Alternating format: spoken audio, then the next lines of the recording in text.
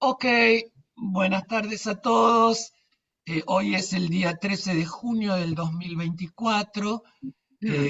No sé qué número de reunión es esta, ya no sé cuántas llevamos. Y bueno, hoy teníamos como en agenda algunas cositas. No sé, Sandra, ¿leíste el mensajito que mandé esta mañana? Sí, Yo no sé si hablar de esa obra es conveniente o no, no sé los chicos qué piensan, o eh, qué pensás vos. Tengo problema en hablar, pero no sé ella. Claro, no, yo ninguno, es la dramaturgia en realidad que no la escribí yo, el chico que la escribió, después como ha conversado conmigo, me dice, ay, yo le veo cosas lacanianas, y se ha puesto a googlear y me dice, ¿y qué?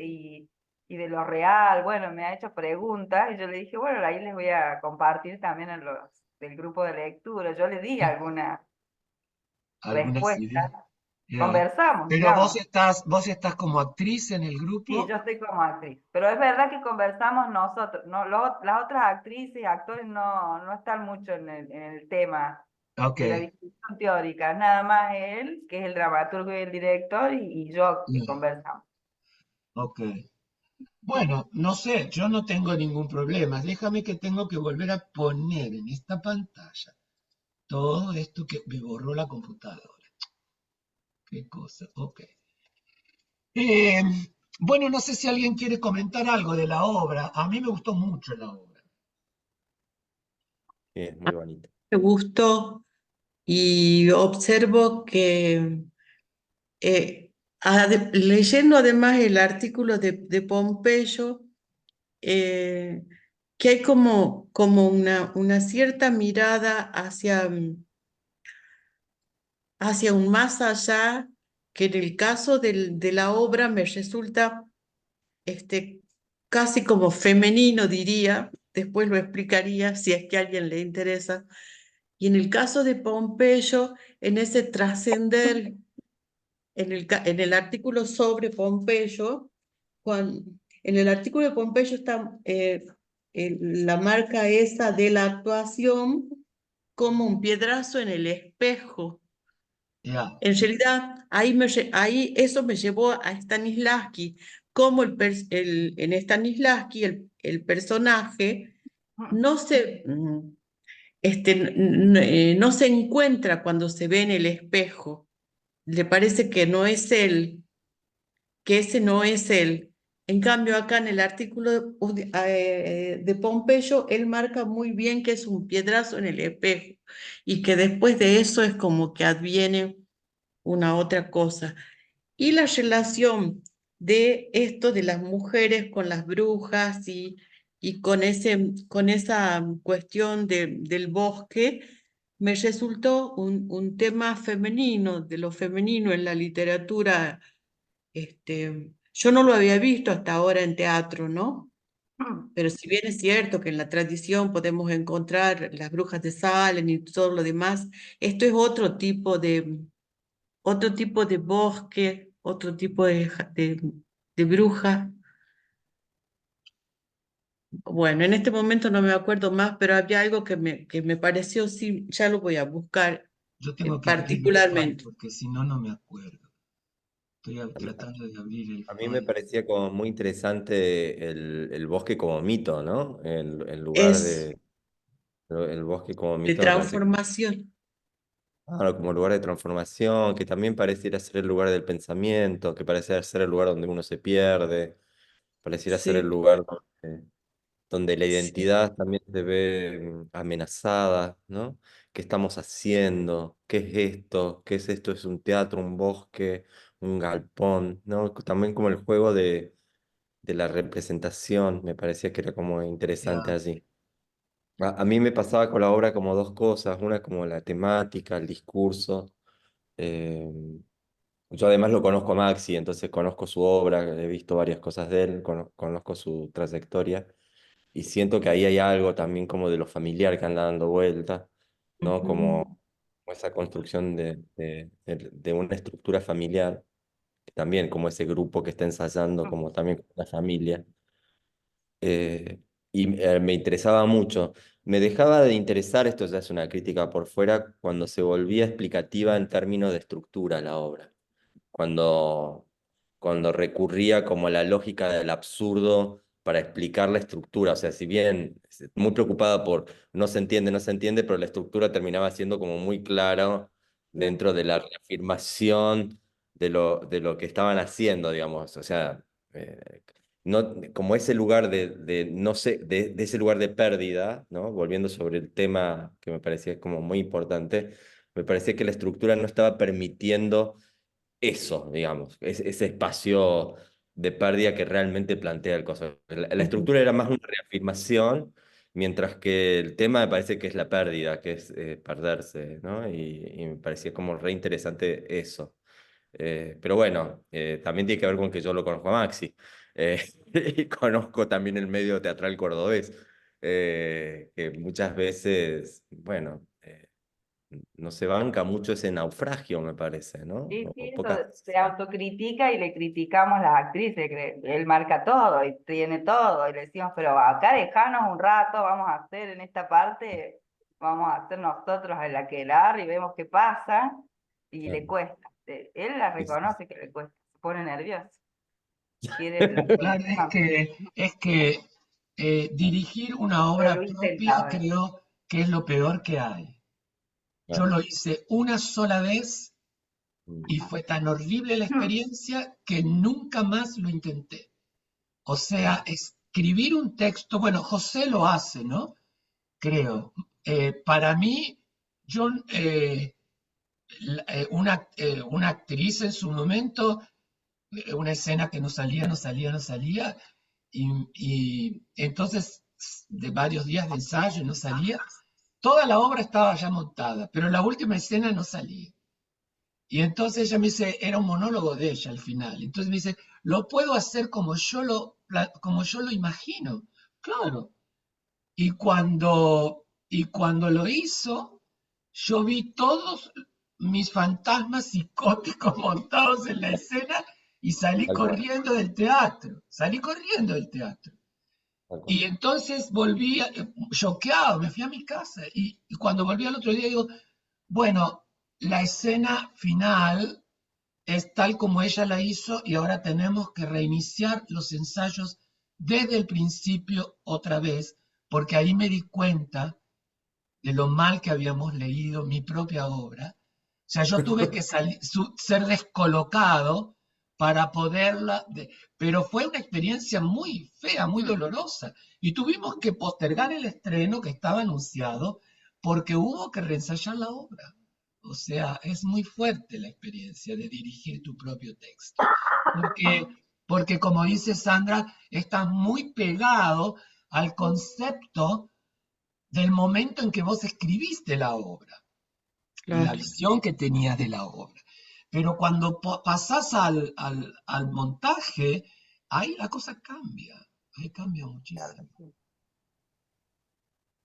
Eso me parece como que hay que entregarla, que la obra ya no es solo tuya, sino también de los actores, eh, y no es Bueno, yo fácil. por eso les conté una vez, yo voy, incluso si la obra no es mía, yo voy al ensayo, he leído la obra, obviamente, pero voy al ensayo y no tengo la más puta idea de nada.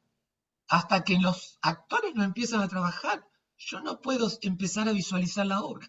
Cuando dirigí esa en Arizona, como 2 meses antes de los ensayos, me trajeron estos técnicos, vestuaristas, maquilladores de Canadá, de aquí, habían invertido un montón de plata, todos sentados alrededor de una mesa, yo que encima que no hablaba casi nada de inglés, y no voy a olvidar ese día que la mina me dice, ¿de qué color son los botones del vestido de la protagonista? Yo no tenía idea ni de vestido, ni de color, ni de textura, ni del espacio. Le digo, yo, la verdad que no.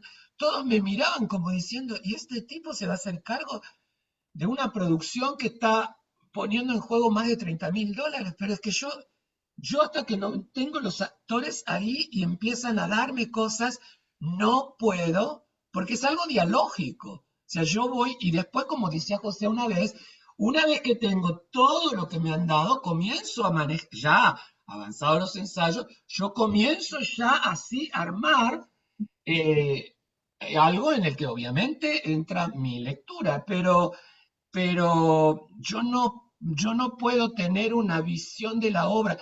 Por ahí cosas así, trazos gruesos, pero nunca sé lo que voy a hacer con una obra.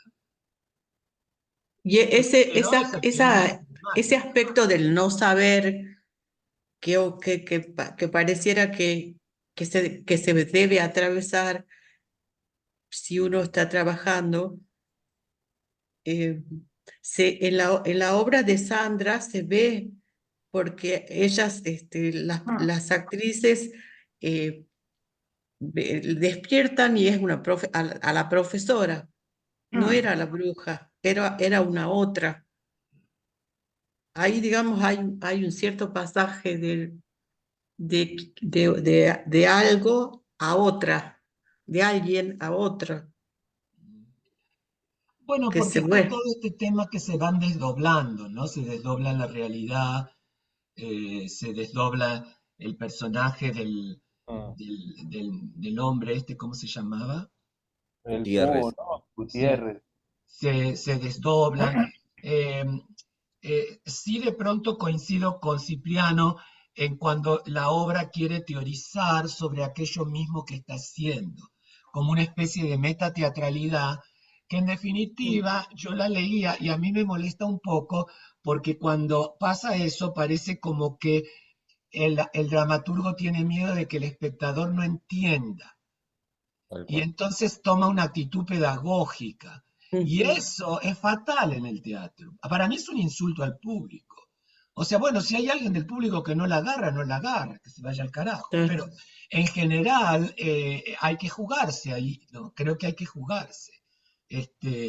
Y claro, tiene también como una estructura circular, porque al final retoma como la escena inicial, que también se resignifica. Em, em, yo la vi un poquito más que la cañana, más brechtiana que la cañana, ¿no? Ajá. Ujú.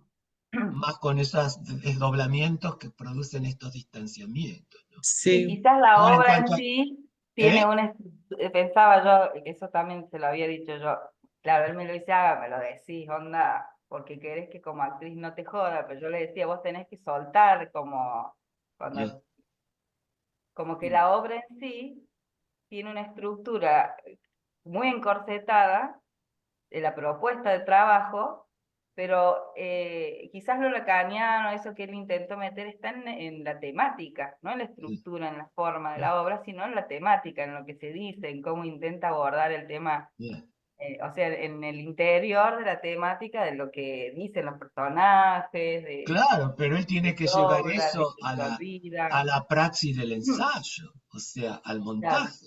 Por eso yo cuando digo esto, que voy a un ensayo y saber nada, con este panorama de lo no sabido, yo creo que por ahí en algún lado escribí, dirijo en transferencia, yo dirijo en situación de transferencia con los actores.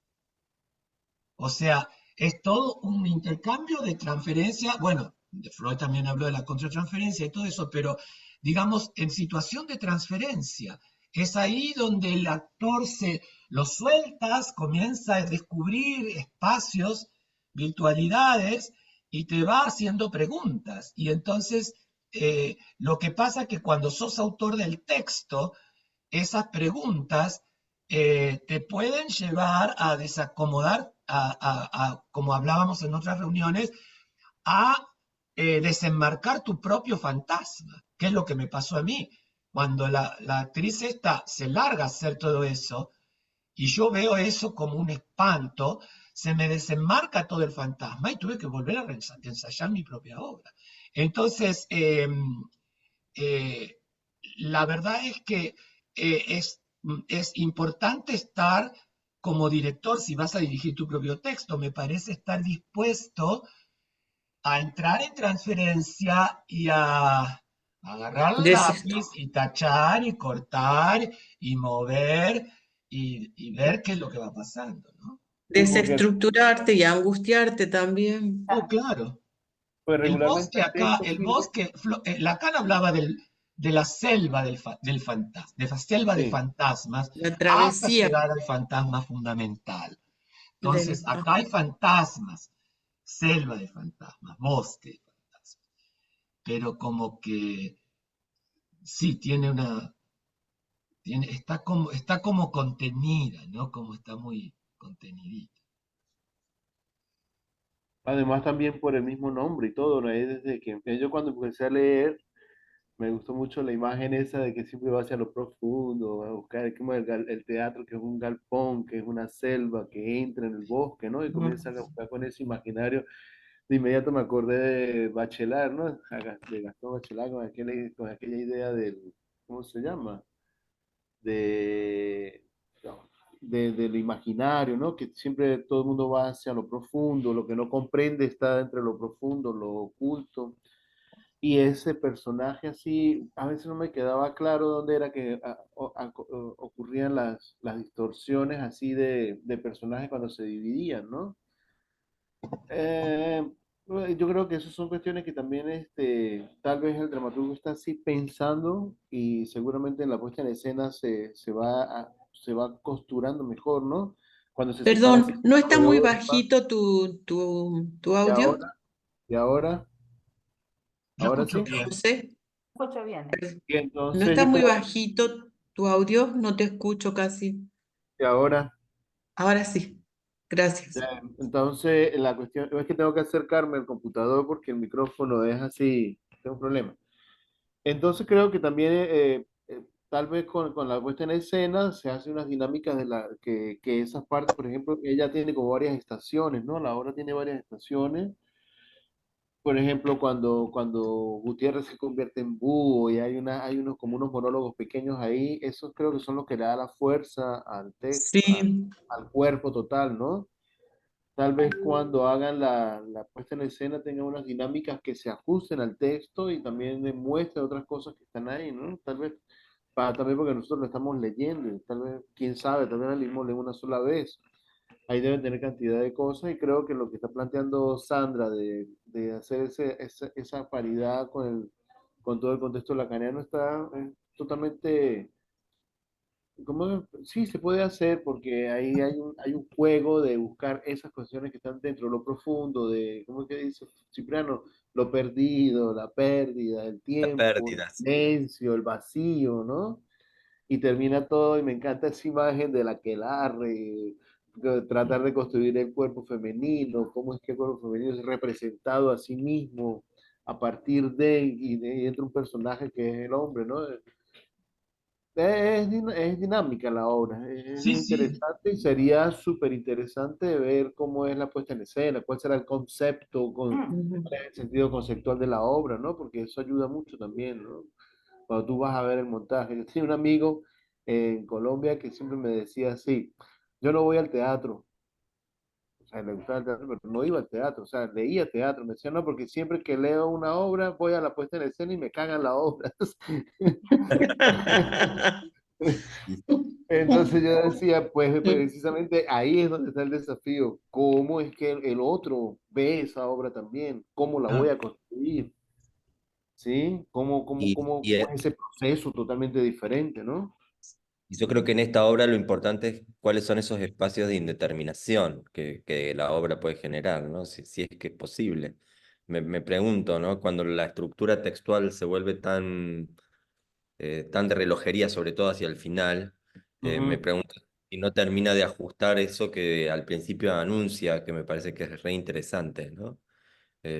Hay un momento que a mí me parece conmovedor, que es el momento del silencio. Y ese momento del silencio, ¿no? Que dura muy poquito, pero que está marcado claramente. Digo, wow, acá pasa algo. Acá está sucediendo Claro. algo. Hay algo que me parecía interesante, como ese lugar que de pronto la obra se me abría, se me abría, eso me parecía re interesante. Pero bueno, qué aventura. Ujú. Sí. Hay aventura, pero al mismo tiempo hay como miedo de sumergirse, ¿no? En Ujú. la, en ella.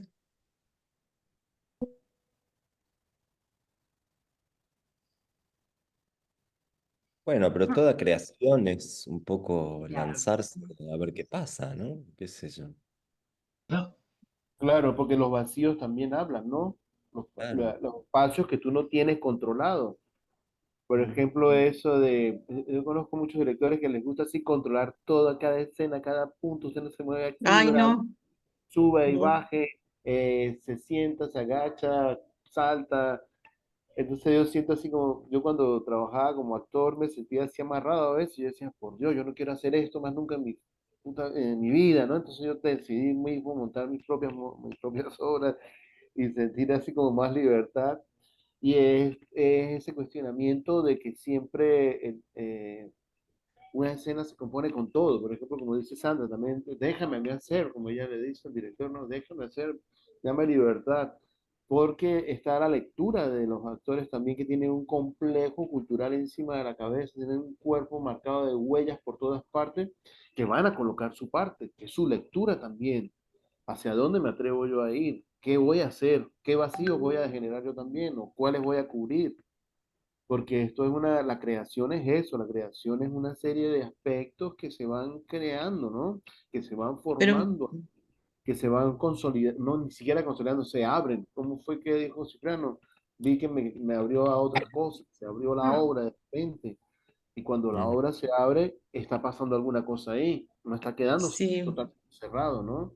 Está como aquella historia de Kubrick, ¿no? Que él decía que la obra era exactamente así, que en el cine era así, que era exactamente, y colocaba un número para cada toma, y no sé cómo era la cosa de los mm, colores. Claro, o sea, está bien, pero y la libertad y todo aquello de los otros que están conmigo, el que está observando también conmigo, el asistente de dirección, el señor que está conmigo, tal vez tengo un invitado en la sala y me dice algo, no sé, todo eso es parte de lo que es el complejo sistema de creación escénica, Y ¿no? también como los artistas que, que forman parte del grupo en cuanto a escenografía, vestuario, utilería, maquillaje, etcétera, cómo visualizan eso, ¿no? Porque ellos en general suelen mm, tener una percepción diferente. Por lo menos en mi caso, que vengo de la literatura, ¿no es cierto? Cuando uno trabaja no con un mero técnico que le decís colgame esta luz de acá, mm. sino con alguien que te crea luces, que crea a partir de la luz. Entonces, yo esa experiencia con el espacio y con ese tipo de cosas, la verdad que las aprendí con Carlos Malcún, la Chela lo conoce, el arquitecto escenógrafo de Tucumán. Eh, entonces, hacíamos un buen equipo. Pero entonces ahí como que empecé a ver, porque de pronto él tenía propuestas que yo nunca se me hubieran ocurrido. Tal vez ahora que estoy con la pintura y todo eso se me ocurrirían cosas mejores que las que hice. Pero esa gente te aporta una enorme cantidad de cosas, ¿no? sí, Mm. todo el, Yo recuerdo una obra que estábamos haciendo con los estudiantes y estábamos a 2 días del estreno.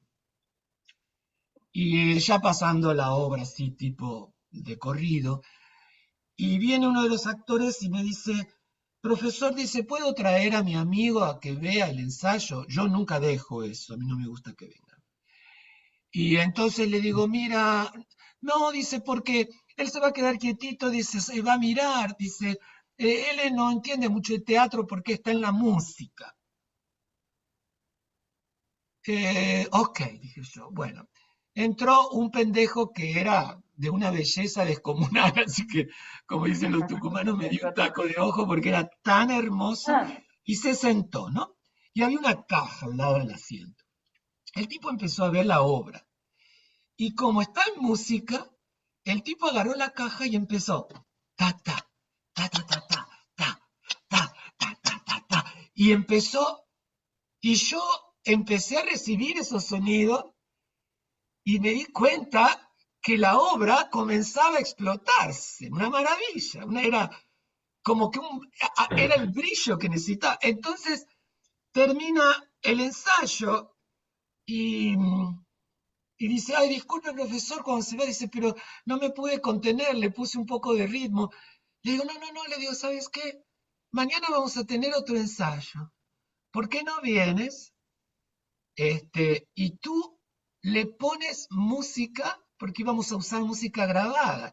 Digo, le vamos a poner música en vivo. Me dice, pero yo no, dice, ¿cómo hago? No, le digo, tú pone lo que quieras en el momento en que te parece que tienes que ir. Yo le di confianza total, porque el tipo realmente, y me dice, ¿puedo venir con mi banda?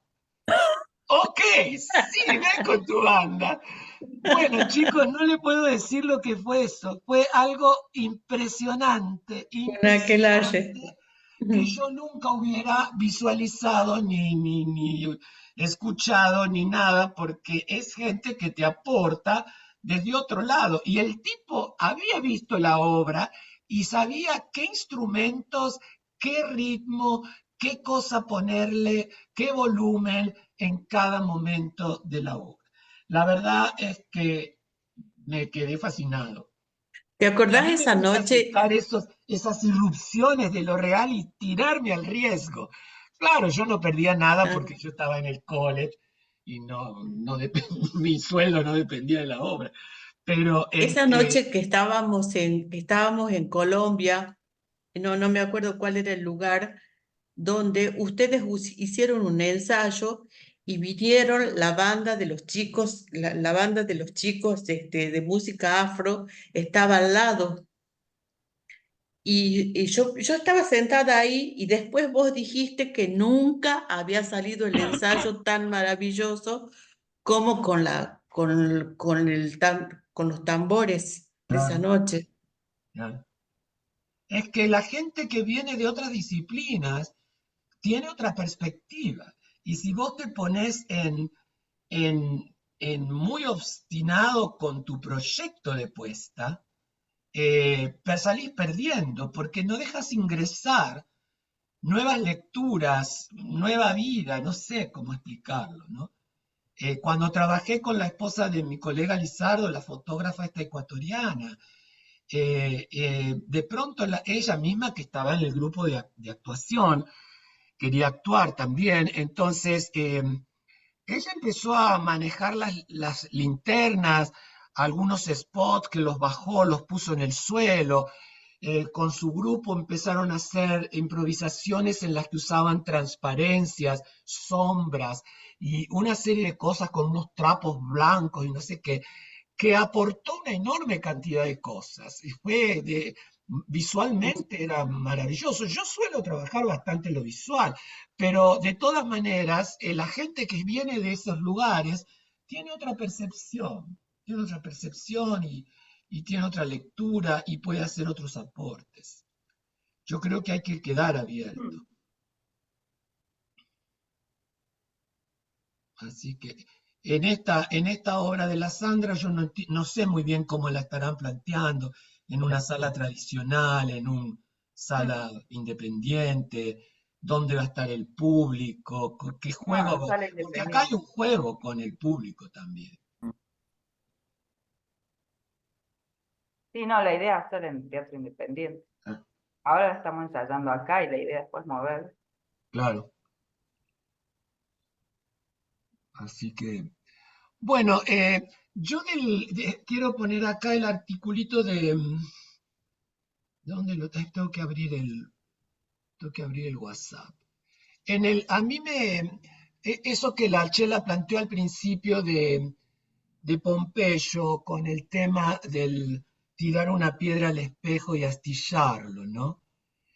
Creo que esa metáfora resume un poco todo lo que venimos diciendo hasta ahora sobre esta otra obra. Dejar que la piedra alcance el espejo y lo astille, ¿no? Arriesgarse a Mm, esta porque cuando el espejo se astilla, mm. multiplica el espejo, porque cada pedacito ahora recibe luz de distintos ángulos y muestra distintas cosas. Entonces,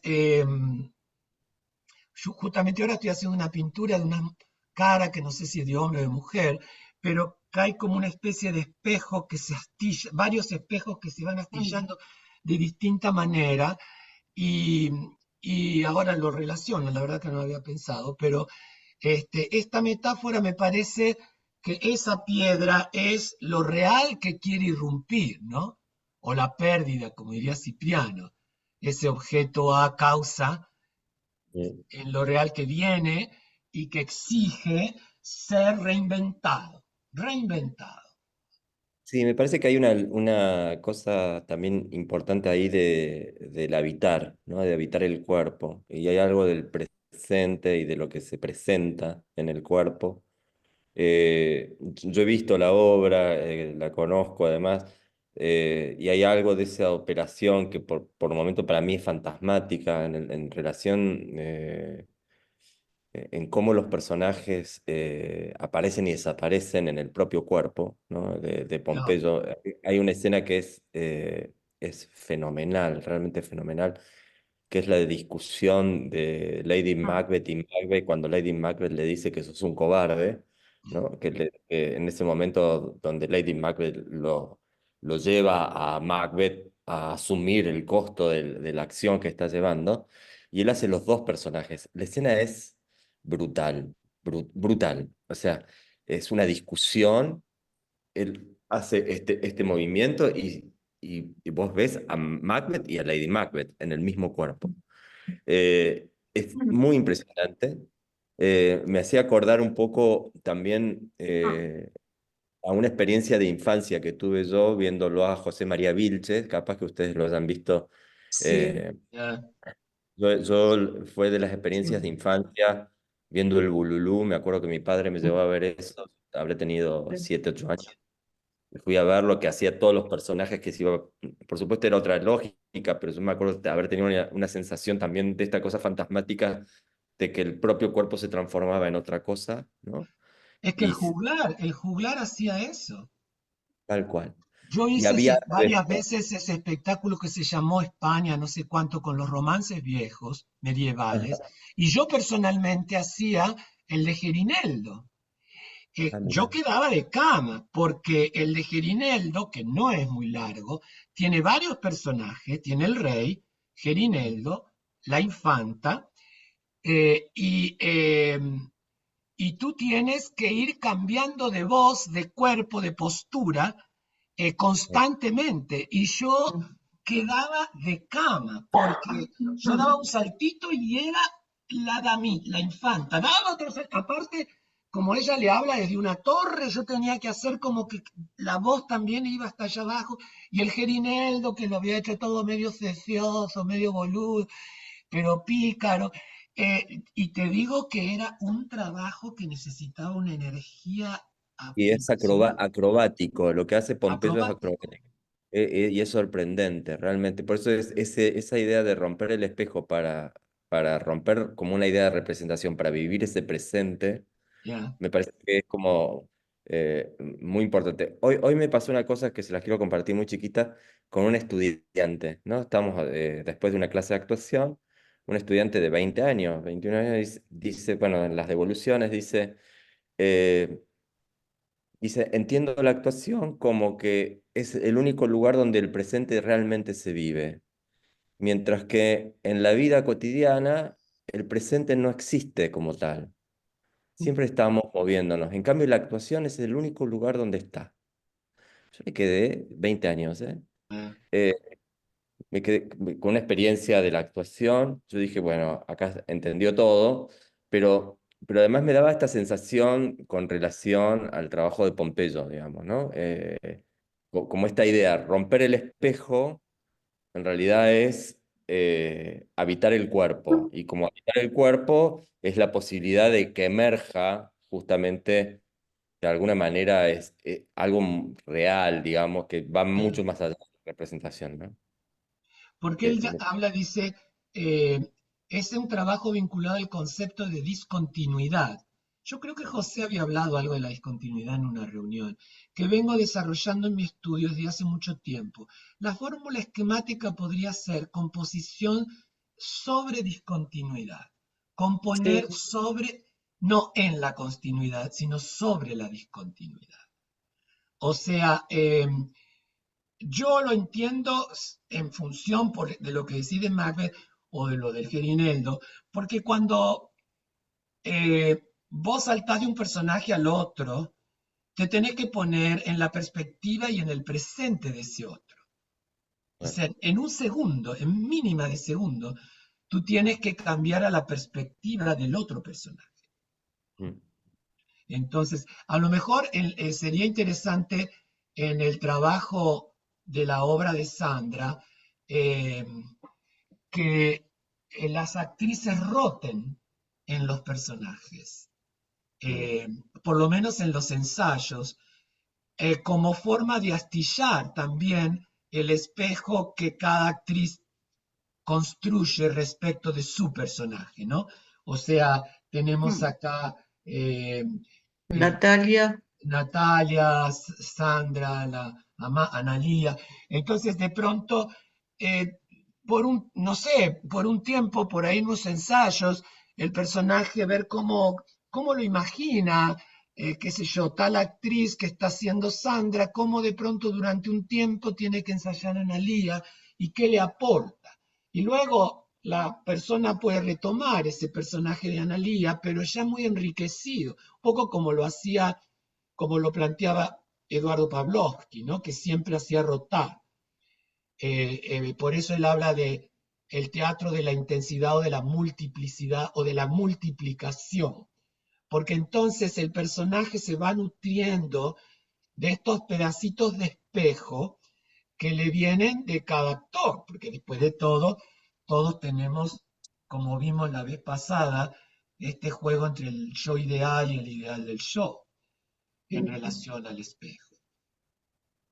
Y cuando lo vimos en ahora, Stanislavski, como el espejo de Stanislavski era el inverso del estadio del espejo de Lacan.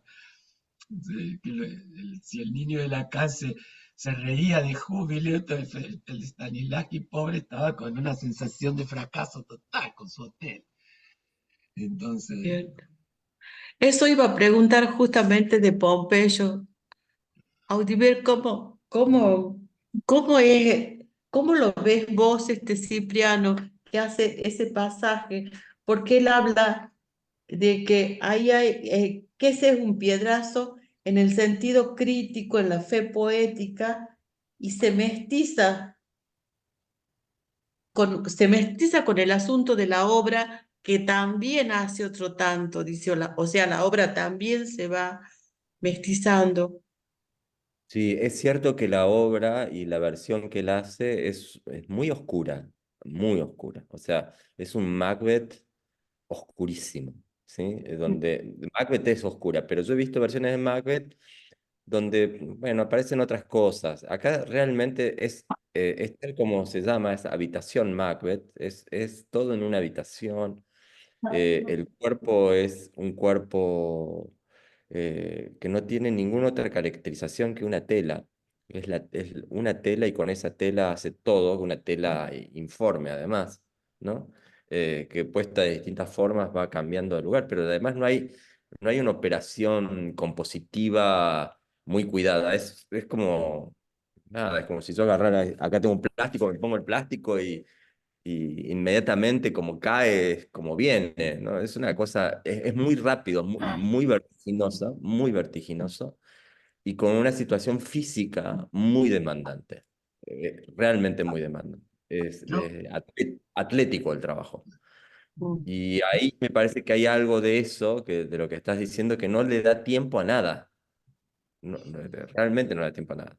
Ah, Eh, claro, entonces, claro. el cambio es un cambio muy abrupto, muy, muy, muy abrupto de una situación a otra. Por momentos sí, se establece más la situación, pero con una vertiginosidad. La obra dura 1 hora y 20 y hace todo Macbeth. No es claro, que, no es que hace un pedacito, hace todo Macbeth. Yo no puedo creer lo que él hace, realmente no puedo. La escritura, la reescritura también es muy impresionante y me parece que es una lectura de Shakespeare re interesante para hoy, digamos, porque está fuera de la idea clásica, está fuera de la idea académica, incluso está fuera de la vanguardia. Es como, eh, nada, es un cuerpo hablando, diciendo. Por eso es lindo lo que él dice, ¿no? La cabeza que emerge y no la cabeza que el cuerpo va flácido, es al revés, es una cabeza que emerge, realmente es así. Claro, claro. Mm, Yo vi la versión que les dije la otra vez pasada, de Antígona, de Watanabe, mm, donde Teresa Rally de Yuyascani, ella hace todos los personajes también. Pero no tenía, por lo menos yo no vi la de Audibert, pero era muy, ¿cómo podría decir? Ella trabajaba con un trapo y una silla, nada más. Y ella se tomaba su tiempo para la transformación. Había como un tiempo de transición. Eh, eh, y, y luego vi y lo filmé, vi 2 o 3 veces el desmontaje, como ella fue elaborando todo eso. Pero todo Mm. era muy calculado, muy calibrado, no había nada así al azar, ¿no? Y Yo te digo, entonces era increíble también porque cambiaba la postura corporal, cambiaba la voz, cambiaba toda la actitud, pero sí recuerdo que había transición y era gesto mínimo, ¿no? Yo vi cuando salió la nota de la obra de Audibert, página 12 puso unos clips de video de la obra. Yo me quedé medio impresionado porque me pareció muy contorsionado, muy Mm. es así. hiperbólico, y yo Sí, como tenía la idea de la rally era nada más que un gesto por ahí así. No era nada, era el gesto mínimo que necesitaba para significar lo que tenía que significar. No había contorsiones, no había retorcimientos ni nada. Era todo, yo diría, muy clásico. Y lo de Pompeyo me pareció de un barroquismo impresionante, ¿no? Por Bueno, lo menos Pompeyo el hace. clip, yo no vi la obra, hablo por el clip. No, totalmente, pero Pompeyo es el actor quizás emblemático de Bartiz, ¿no? Entonces la lógica bartisiana, que también rescata algo del teatro de la tradición porteña, del circo criollo, mm, vinculado a cierto grotesco y a cierta exageración, digamos, y a Claro, cierto trabajo físico, está puesto ahí. Yo mientras hablabas, no lo había pensado, lo pensé recién ahora. Es medio una lógica esquizofrénica la del trabajo. ¿No? Es realmente como que se asalta todo el tiempo, asaltan voces, asaltan cuerpos. Y eso es el grotesco, por decirle de una forma, porque tampoco es exactamente un grotesco, es un teatro físico, tampoco es un teatro físico, qué sé yo. sí, Es muy particular, digamos. Pero podríamos bucear una tradición del teatro del siglo XX en el Río de la Plata, digamos, ¿no? Eh, muy ligado a la exaltación, digamos. ya, Que también lo he visto en Pavlovsky. Cuando yo lo vi a Pavlovsky actuar, también hay algo de eso en Pavlovsky, digamos, como para poder trazar una genealogía, digamos, actoral, ya. ¿no? Bueno, También Bartí hay viene de trabajar con Pavlovsky también. tal cual, tal cual. O sea, hay No, algo ahí, hay algo que claro, uno podría bucear, hablando de intensidades, lo que claro. está Se cortó. ahí Ah, es se, la se aparición de la cortó. intensidad. Eh, se te no, corta un lo que poco esta. decía, perdón, era que perdón, lo que decía ahí es que lo que está es la intensidad, digamos, que era un poco también lo que sucede en Pavlovsky. Claro, claro. Voy a cambiar de, si se corta, discúlpenme, voy a cambiar de línea. A ver, Ok. un segundo. Bueno, este, Mm. eh, no sé si en esta hay alguna otra cosa más. La cabeza entonces es por fin parte del cuerpo y no su verdugo. Es decir, eh, eh, esta frase de alguna manera, la cabeza como verdugo sería la cabeza racional, la cabeza del logos. Y la idea es la cabeza del falo, ¿no es cierto? Con la regulación. Y lo que hay es un cuerpo descabezado que que hace emerger una cabeza, pero es una cabeza multiplicada, no es una cabeza monológica, digamos, es una cabeza dialógica. Me parece como que yo lo leería por ahí, ¿no? Pero a mí me interesó también esta otra frase, dice, no ya un cuerpo que cuelga flácido, una cabeza histórica, desproporcionada, o sea, es la cabeza más grande que el cuerpo, ¿no? Y omnipresente, sino una cabeza que brota de un cuerpo en producción artística, es decir, en producción poética, de sí a través de unas circunstancias teatrales, no cualquiera, circunstancias teatrales, donde se juega su emancipación y su renacimiento.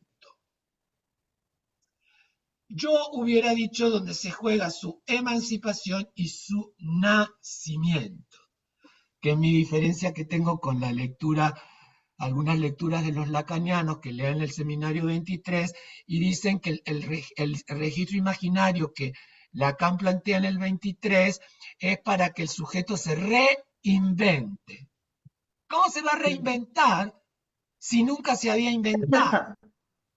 O sea, no se puede reinventar. El sujeto fue sujeto porque fue sujeto a un otro, al cual se alienó porque la cultura lo alienó, el lenguaje lo alienó, para que formara parte del contrato social. Pero cuando Lacan dice que el sujeto, a través de la invención imaginaria, puede inventarse como emancipación y lograr su singularidad deseante y su singularidad de modo de goce, se inventa, no se reinventa, porque no hay un sujeto que reinventar. Hay un sujeto, como él dice, cuando juega con separare, alienarse y alienación y separación. Y cuando habla de la separación, habla del separare separere, del latín, donde separere es parirse a sí mismo. Entonces, el que se pare a sí mismo no renace, nace. No se reinventa, se inventa, se separe a sí mismo. Y esa es una tarea analítica, y yo creo que ahí hay una confusión ideológica y política muy jodida, porque esa es la lectura de Miller, la de reinventarse, renacer y todo eso. Y yo creo que no hay un sujeto para reinventar. Hay un sujeto para inventar, se inventó. Antes no estaba inventado. Antes se había alienado. Era lo que la cultura lo marcó. Entonces creo que aquí yo hubiera dicho juegas, porque para emanciparse hay que nacer de nuevo con todo, o volvemos a esto, los riesgos, otra vez los riesgos, los peligros. No es una situación, el psicoanálisis de Lacan no promete la felicidad. O sea, el psicoanálisis promete, si ustedes quieren, cierta autenticidad de mi deseo, de mi singularidad, de mi modo de goce, con la responsabilidad ética y legal que eso conlleva. Ya no puedo decirle, ay, la culpa la tiene el otro.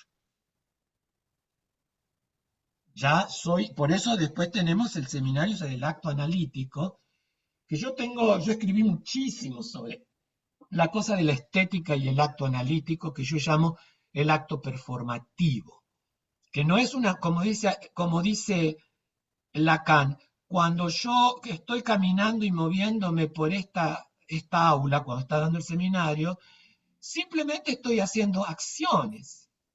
Pero el acto analítico no son acciones. El acto analítico ocurre cuando yo, supongamos, cruzo una cierta línea, transgredo una ley y me expongo. Entonces, ahí aparece un acto del cual yo tengo que saber si soy responsable, si lo he hecho en función de mi deseo o era el deseo del otro. Porque si lo hice, la transgresión, en base al deseo del otro, bueno, me dan 20 años de cárcel, jodete por boludo. O sea, ahora si me dan 20 años de cárcel por un acto del que me hago responsable, pero relacionado con mi deseo, bueno, entonces yo ahí tengo este acerto, esta aceptación subjetiva ¿no es cierto?, de que, bueno, yo sé que hice un crimen, me hago cargo de ese crimen. Entonces, el tema del acto en psicoanálisis es, porque al final termina diciendo que el único acto analítico es el del analista. Y acá lo vemos. O sea, un analista que piensa en reinventarse y renacer no es el mismo analista, no tiene el mismo acto analítico que otro analista que piensa en inventar y nacer. No re, nada re. Entonces creo que ahí se juegan cosas, ¿no? Y creo que eso en la puesta en escena otra vez volvemos, no sé, tanto para el actor como para el director.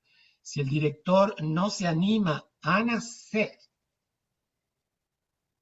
en el caso que veíamos recién, dramaturgo-director, si no, ya escribió la obra, ya terminó, ya hizo su acto como dramaturgo. Pero si ahora quiere dirigir, ahora tiene que estar en otra dimensión. No puede hacer de la dirección una extensión obstinada del dramaturgo. Es una cosa que tiene que aprovechar la circunstancia del montaje, incluso de su propia obra, para nacer con él como director junto con ese montaje. Nacer, no renacer, nacer. Ser nuevo, para que el espectáculo ese lo marque y seguramente, si se animan a hacer, cuando escriba la próxima obra, la va a escribir desde otro sujeto, un sujeto nuevo, un sujeto parido por él mismo. No sé Mm. si me explico. A mí me surge una pregunta, A Gustavo, ver, que es hasta qué posible es nacer. Digo, entiendo exactamente lo que decís. En términos de que la tradición y que la práctica que llevamos en el cuerpo nos está como marcando de antemano, digamos. Estamos como de alguna manera muy cruzados por un saber hacer, ¿no? bien. eh, que es muy difícil, yo lo entiendo como una utopía, pero me pregunto en términos prácticos si eso es posible, cómo, ¿no? Bueno, el tema es que Lacan, en estos seminarios finales, cuando habla de llegar al momento de la inconsistencia del otro, y en uno de los seminarios también dice, fin del análisis, el, el analizante llega a no solo a la castración, a enfrentarse con la castración, es decir, el todo no existe, pero aparte a entender la inexistencia del otro como tal. O sea, pero si lo hablamos en función de la inconsistencia del otro, que es lo que más Perdón, existe, el otro con minúscula, con mayúscula, con con mayúscula, mayúscula. la inconsistencia del otro.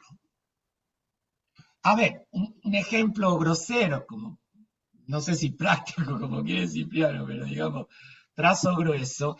eh, yo no solo tengo que saber a través de un análisis cómo me marcó el patriarcado, sino que tengo que saber o llegar a un punto en el que veo la falta del patriarcado, la falta en el otro, la castración en el otro. El otro es inconsistente porque también tiene un agujero. Y Lacan lo plantea en realidad desde los primeros seminarios cuando habla del deseo del otro. Si hay un deseo del otro, con mayúscula, es porque al otro le falta algo, porque si no, no tendría deseo. Entonces, eh, lo mismo que si pensamos en el capitalismo. Yo tengo que visualizar cuál es la falta ahí, para que eso ya se haga inconsistente. Entonces yo no quedo entrampado, no quedo enredado, sería mejor el verbo, con el otro, como esa siempre sospecha de que a lo mejor el otro tiene razón. No, el otro tiene una falta y organiza todo en función de velar su falta y ahí me metió a mí desde que nací. Ahora, si yo me invento sobre otras pautas, me invento sobre la inconsistencia del otro. Si vos te vas a inventar, vas a dirigir una obra tuya para seguir con esto. Por favor, Sandra, tú no vayas a transmitirle a tu No, no, alumno todo todo no, esto porque va a ser, ni le pases el todo video, ¿no? no. Si vos, lo todo porque me parece que podemos pensarlo a partir de ahí. No.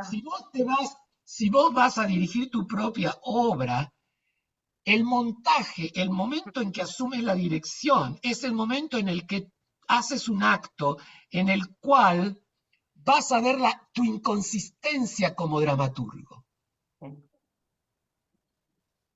La Y yo sí estoy con inconsistencia una de obra tu mía y la dramaturgia. estoy cambiando toda ahora con lo...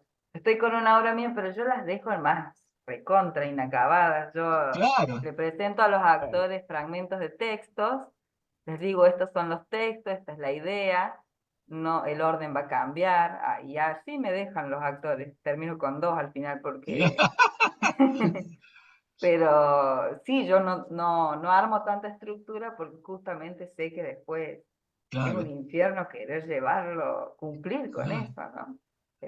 Bueno, Pavlovsky hacía también eso. Él decía, mis obras, por favor, no las monten como están escritas. Hagan su propia experiencia sobre el texto. Cada grupo tiene que hacer su propia experiencia sobre ese texto. Es decir, tiene que hacer la experiencia sobre la inconsistencia de ese texto. Entonces, ese texto también tiene una falta, tiene un real, o tiene un objeto perdido de deseo. Y trata de la escritura de alcanzarlo, así como trata de velar el agujero de la angustia o de la castración. Entonces, cuando yo emprendo una tarea de dirección, y sobre todo si es sobre un texto mío, tengo que asumir el riesgo de trabajar sobre la falta y sobre la pérdida de mi propio texto, de mi propio sujeto dramaturgo, porque ya no soy sujeto dramaturgo, ahora soy sujeto director. Y sí, lo que vos preguntás, en función de lo que veníamos hablando de la memoria, obviamente ese otro es una memoria que te ha marcado. No es algo que vas a conquistar esta emancipación eh, o que vas a nacer en sentido biológico, que naciste tal día, tal hora, tal año. No, vas a estar naciendo. Tal vez el gerundio es el que nos da más la pauta, ¿no? Voy a estar siempre. Jorge Alemán dice, la emancipación es un trabajo constante, no es un trabajo que llegué, ay, ya estoy emancipado, ya. No, todos los días, porque tengo que historizar la memoria, tengo que historizar al otro en función de esa inconsistencia del otro, seguir aumentando la inconsistencia del otro, ir cortando los hilitos que me enmarañaron y en tal caso ir construyendo mis propios ovillos, no sé cómo explicarlo, pero, la idea es que yo sigo naciendo, todos los días trato de nacer, de inventarme, no es que me invento. Ahora, en el caso de ciertos directores que tienen una trayectoria, que sé yo, en el caso de ustedes, cuando ya hay un estilo, por ejemplo, ahí viene otra cosa, ¿no? O sea, yo siempre pienso en Picasso, no solo porque su pintura es impresionante, sino por la capacidad de Picasso de, qué sé yo, cada 2 o 3 años, no sé, no me he puesto a mirar, pero en un momento él se confronta con la inconsistencia del otro que es sí mismo, su propia pintura. Periodo rosa, periodo azul, periodo cubista, tiene los distintos momentos. Es decir, de pronto los pone en inconsistencia y se va emancipando de esos. No hace toda la vida ahora su obra en el periodo azul. Entonces, no todos pueden hacer eso. Algunos se agarran de que ya tienen un estilo y se quieren quedar ahí porque los reconocen con ese estilo. Entonces, eh, y, y bueno, pero yo no sé, por ejemplo, en estos momentos, Bartí cerró el Sportivo Teatral y se fue a vivir a la playa. Y el otro día en el grupo de investigadores de teatro surgió ese tema.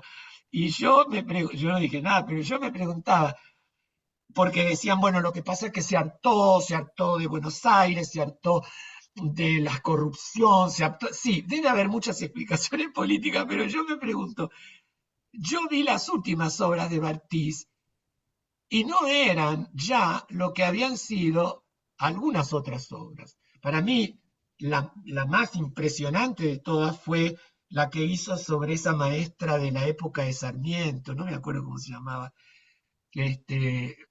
porque las primeras obras de Bartiz son radicales, y Sí, luego ya cuando empecé a ver las últimas era como, acá, era como que se había empantanado en su propio estilo, ya era bartisiano.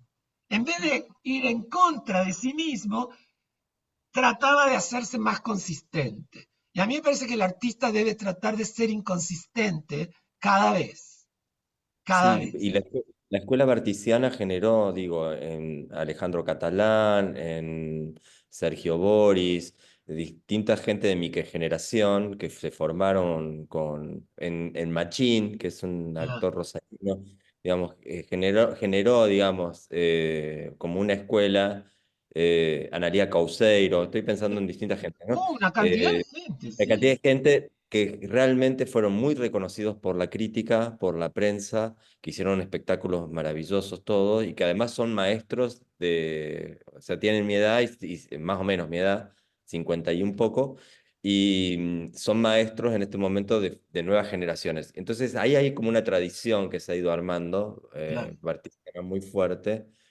y sí es cierto que hay como incluso ya una poética que no le pertenece a él, digo, es Claro, como, claro. o que, que, eh, que tiene que ver con esto del cuerpo y todo eso. También pensaba, yo no sabía que Bartí sabía que había cerrado el Sportivo y que no estaba haciendo, que había hecho algo en el Cervantes, pero después no sabía más No, nada. se fue a vivir a la costa y Hubo no, una denuncia muy fuerte de abuso eso no sé.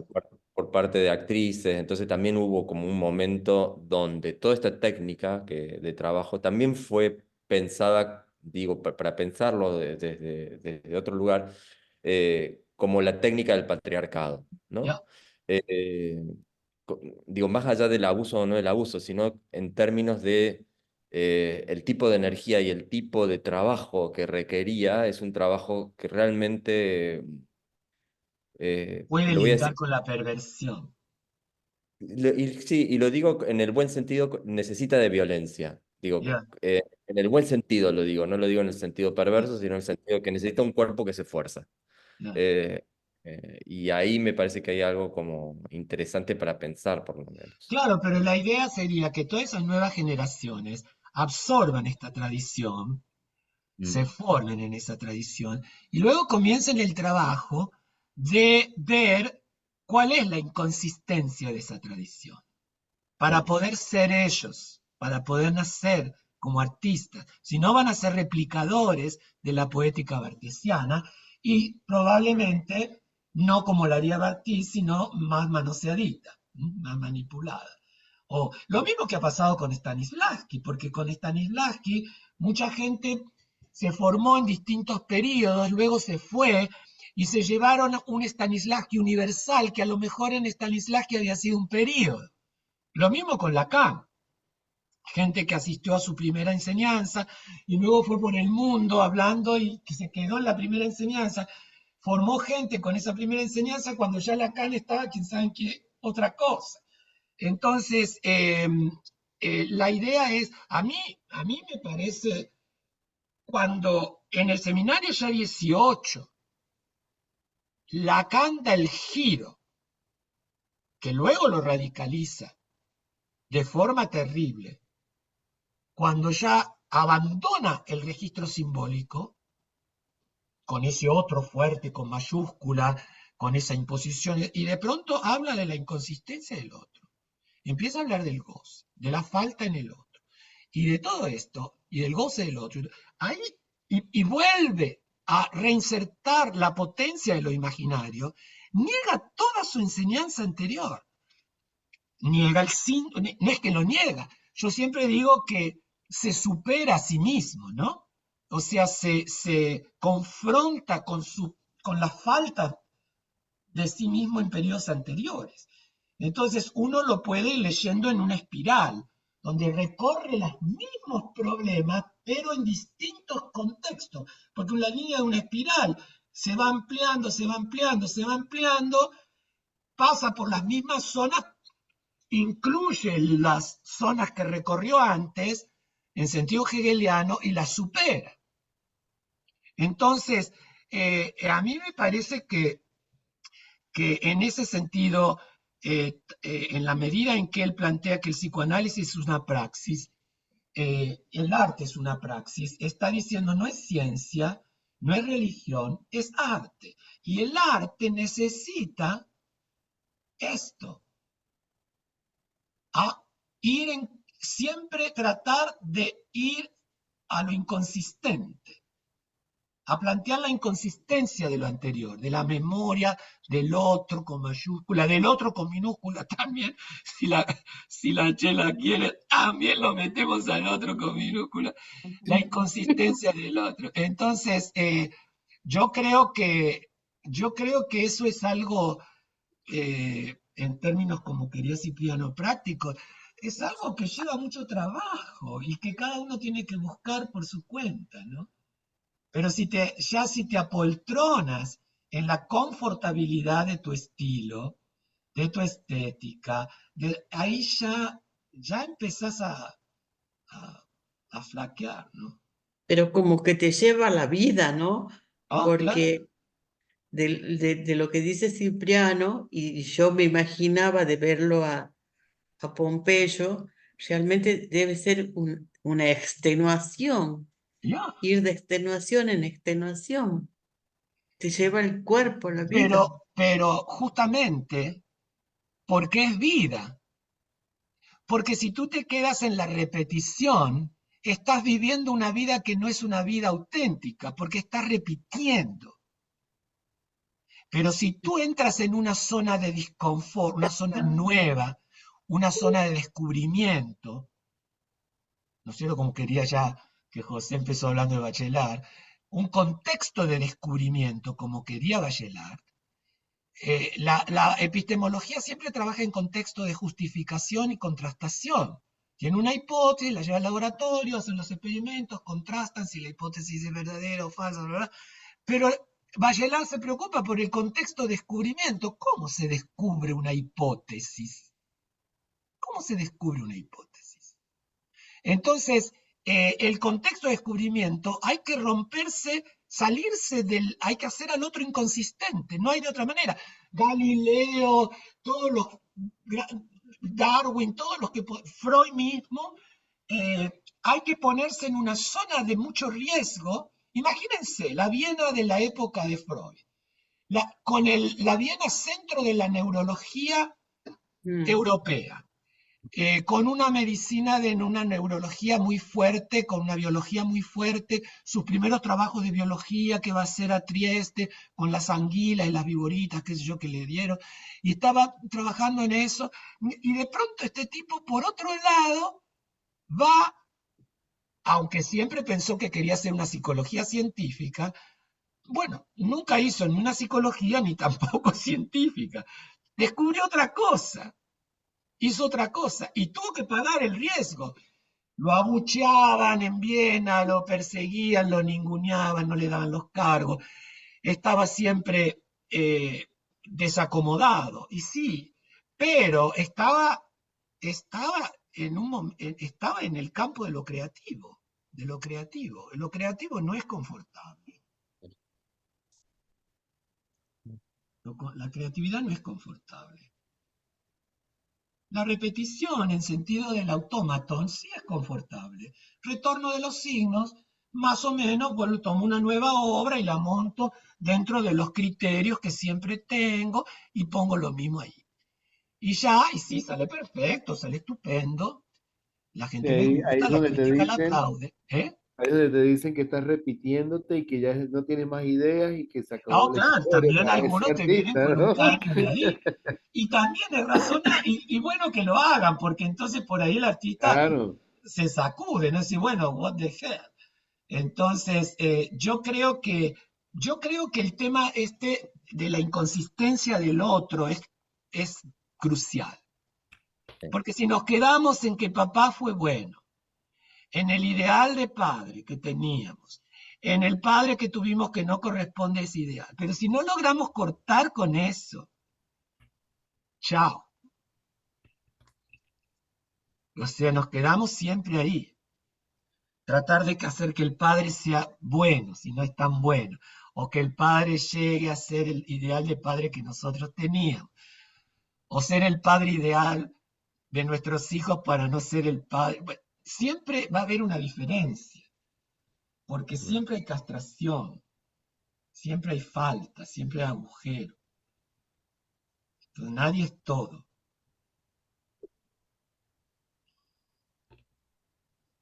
Me quedo pensando en la insistencia del nazismo nomás.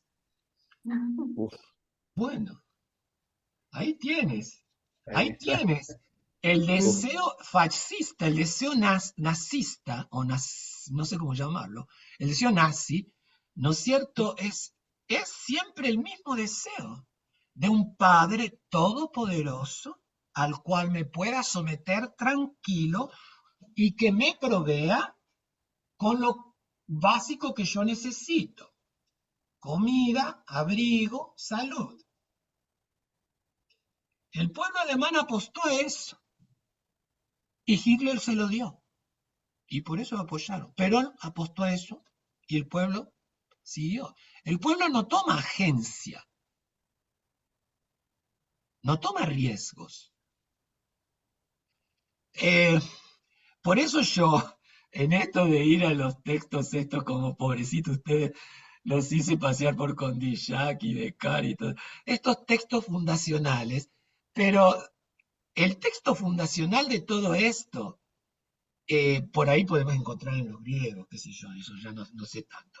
Pero para quedarnos en el siglo XVII, el texto el discurso sobre la servidumbre voluntaria, del cual yo le dediqué muchos artículos, el texto de la servidumbre voluntaria de Lavoisier, es básico para toda teoría política imaginable. Porque lo que él demuestra ahí es que en realidad nadie quiere ser libre. Yo creo que Lacan nunca lo nombra, estoy seguro que lo ha leído.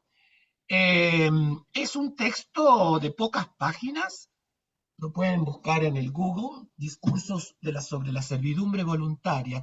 Lo escribió a los 16 años este tipo.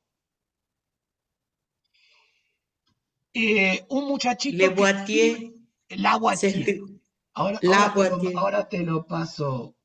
Mm. Bueno, por ahí después se los paso. Espérate, espérate, no me acuerdo cómo se escribe. Creo que se Acá escribe lo, así. Igual, déjame que acá lo te. tengo, ¿eh? Si quieren se los mando. Ok. Es un texto aterrador, aterrador. Ok. Él se Ahí, pregunta por qué la gente se somete. Se pregunta por el goce del sometimiento. Y ahí es el origen de la perversión. O sea, uno tiene un goce en el sometimiento. Y claro, lo paga con el sacrificio de su propia individualidad, su propia singularidad. Entonces tiene que ser, y ahora, cuando analiza la figura de la soledad, y que creo que ahí voy a García Márquez, ¿no? Cuando analiza la figura del dictador, la soledad del dictador, el dictador no puede confiar en nadie, no tiene amigos, tiene gente que usa y la descarta cuando no la necesita, no puede confiar en nadie, está siempre amenazado. Pero léanlo Pobre, porque es un texto que te sacude, y ahí uno entiende. O sea, Y esa es la pregunta, ¿no? Porque los pueblos, después, bueno, Freud se lo volvió a plantear, psicología de las masas, tomó lo de Le Bon, todo eso. O sea, los pueblos necesitan figuras paternas fuertes, pero un artista no puede tener una figura paterna fuerte, o un deseo de una figura paterna fuerte, porque entonces está perdido como artista. Entonces, Claro, la pues está ciencia, cortado, ¿no? ¿eh? Ya está castrado de por Ya sí, está, ya ya vive estaría, en pues. eso, ese es su líquido amniótico. O sea, el artista, por eso el arte, y creo que Lacan lo vio, el arte, por eso se refería a Joyce cuando Joyce decía que escribió el Finnegan's Wake para joder a los críticos por 300 años. Entonces, el arte tiene la capacidad, a diferencia de la ciencia, porque en la ciencia, como lo vemos en la academia, nosotros no podemos hacer una tesis doctoral esquizofrénica porque no nos dan el doctorado. Tenemos que mostrar autoridades, dar citas, autorizarnos con los grandes autores y todo eso. Pero el arte, por supuesto la ciencia cada tanto, como demostró Kuhn, se cae, tiene sus ciclos y se tiene que volver a armar de nuevo. Pero el arte no tiene ciclos que tenga que armarse de nuevo. En tal caso tiene memoria de experiencias artísticas anteriores, pero el arte de, qué sé yo, del siglo XVI, los sonetos de Garcilaso, no son ni más ni menos hoy que lo que fueron en el siglo XVI. Los leeremos distinto, obviamente, pero no son artísticamente más ni menos que en el siglo XVI. Pero la física de hoy no es la física del siglo XVI. Hoy no podemos manejarnos con la física del siglo XVI, pero yo hoy puedo tener a Garcilaso como mi poeta de cabecera, o a Góngora, qué sé yo. Lacan creo que leía a Góngora y a Gracián, ¿no? Entonces, esto es cuando, como yo les decía la vez pasada, cuando uno lee El Ser y Tiempo de Heidegger y ha leído los sonetos metafísicos de Quevedo, uno se queda porque, bueno, qué tarde llegó el señor Heidegger, ¿no? Porque Quevedo ya había visto todo eso del tiempo y todo eso en el siglo XVII. Entonces, los textos de Quevedo siguen hablándonos hoy al presente. Por ahí la experiencia esta de tu estudiante hoy de que la actuación es siempre tiempo de presente. El arte también es tiempo de presente. Mm. Sí hay experiencias artísticas que envejecieron, pero que ya no las consideramos muy artísticas, son de museo. Pero hay otras experiencias artísticas que no han envejecido, que no envejecen, que no les pasa el tiempo. Mirad la sonrisita de la Gioconda. Entonces, no sé, yo tengo esa visión, es mía, qué sé yo, es mi perspectiva. O sea, la idea que ahora, por ejemplo, el otro día, cuando estoy pintando, salto de una cosa a la otra, de lo geométrico a lo realista, de lo realista a lo expresionista. Y yo digo, bueno, a mí qué me importa, porque yo no estoy haciendo ninguna profesión de esto. No sé, cuando uno hace una profesión por ahí tiene que tener un carril, eh, pero yo me entretengo porque voy descubriendo cosas nuevas. Y entonces es una experiencia de presente. Hoy me entusiasma hacer esto. Ahora, ayer hice esas caritas y me compré un montón de cositas que son como plumines de tinta china con distintos grosores de las puntas y estoy haciendo todo, en vez de pintar y hacer degradado, estoy haciendo todo como si fuera un encaje, ¿no? Y digo, ¡ay, mira esto qué bonito que queda! Eh, claro, no me pregunto nada más de eso, me entretiene hacer todo eso. Me paso horas, ayer me pasé como 2 horas, todo ese con distintas plumines y la verdad, a mí me da mucho placer eso, pero digamos que bueno, ahora estoy haciendo eso, mañana por ahí agarro y hago otra cosa. Me pongo a ver a pintores y, oh, mira, esto que estoy haciendo de este encaje, no crean que lo inventé. Vi una foto de un cuadro de Paul Klee que tiene todo como un rayado, todo así, y ahí a mí no sé lo que dice el cuadro, ni me acuerdo de qué es el cuadro, pero ese pedacito del rincón, con ese rayado, lo empecé a ampliar en la computadora, a ver que este puto, ¿cómo pintó esto? Y ahí me di cuenta, hizo una base, hizo esto, pintó un color, qué sé yo, lo pintó, y luego sobre eso empezó a hacer los rayados. Y entonces estoy haciendo eso, y a ver cómo queda, por ahí me sale un moco, pero no importa. Algo va a ocurrir. Pero, digamos, zona de riesgo, ¿qué puedo perder? Lo tiro. En la ciencia por ahí no puedo hacer eso, porque si una corporación le paga $2 millones a la universidad en la que yo trabajo para hacer una investigación sobre el ibuprofeno, no puedo ponerme a jugar como juego yo con los plumines. Me da una patada en el culo. Entonces, el arte tiene esta libertad de movimiento y a su vez es una libertad de tiempo, respecto al tiempo, ¿no? A mí me parece que es como respecto al tiempo. También No es sé. justo porque es esa percepción que se tiene en ese momento, que son percepciones que se repiten en el tiempo también, en Claro, diferentes circunstancias, como tú dices, en el espiral, ¿no? ya. Entonces tú, por ejemplo, ves así como, a mí me asusta cuando dice, ah, es que es la renovación de Shakespeare, ¿no? Me parece. Digo que siempre es como la visión del contexto donde está el artista y cómo ve eso. Entonces va a haber otro después y dice, ah, claro, porque él lo vio de esa forma, no sé, allá en Perú, ahora yo lo estoy haciendo aquí en Argentina, 20 30 años después, porque son como, porque es la percepción del artista siempre, como él se mueve en ese contexto donde está eso que no consigue consolidar así, que no ve claramente, sino que lo que hace es sentir y expone, como el pintor, como el poeta, no es tan científico, es más así de que esto es una percepción que yo tengo de lo que estoy viendo, por eso el actor crea, el dramaturgo crea y todo el mundo va creando y crea unos sistemas de que está denunciando, está sin denunciar, simplemente está ahí, aparece Claro. en estructuras polisémicas, todo Afecta a los que después cuerpos, tú lo vas afecta a los viendo, ¿no? cuerpos.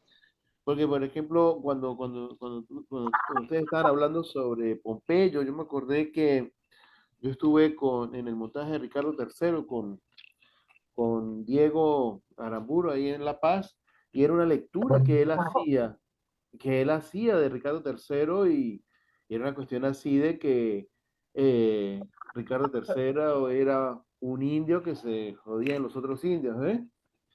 Y entonces era una percepción y era así frontal, ¿no? Era una cosa así frontal entonces decían los tipos decían, bueno, pero les estamos dando papa y no sé qué, y yuca, y ustedes todavía quieren más, malditos indios, no nos quieren, ¿no? O sea, era una cosa así que yo dije, por Dios, aquí nos va a llegar la policía y vamos a ir todos presos, ¿no?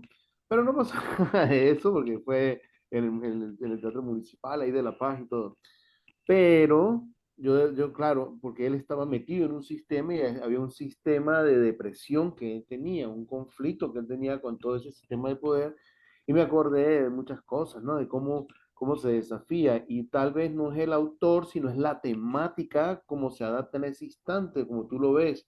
Hamlet se está repitiendo constantemente, Ricardo III, el Rey Lear, ellos están en todas partes, ¿no? La vida de sueño siempre está apareciendo en todas partes, pero con unas visiones contemporáneas. Entonces creo que ahí es donde juega ese papel de lo que yo percibo, lo que no soy capaz de entender, no sé si será lo real.